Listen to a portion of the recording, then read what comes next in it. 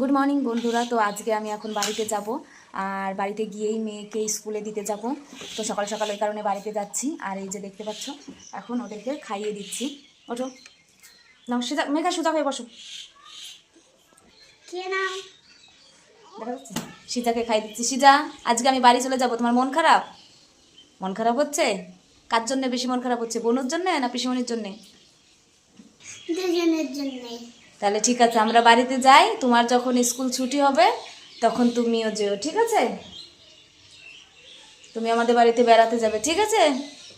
আর আমি যদি আসি, আমার দাদার মেয়ে আমার কাছ থেকে ছাড়া আর কারোর কাছ থেকে ও খাবে না। আর বাচ্চাদের খাইয়ে দাইয়ে আমিও একটু খেতে বসলাম। খাওয়া দাওয়া সেরে রেডি হয়ে বেরিয়ে পড়লাম সেই যে বিখ্যাত জায়গা, যার নাম শ্বশুর বাড়ি। যতই পিছুটান থাকুক না কেন, প্রত্যেকটা মেয়েকে সেটা ত্যাগ করতেই হবে। এখন তবে আসি, সবাই ভালো থেকো, সুস্থ থেকো, দেখা হবে পরের ভিডিওতে। বাই।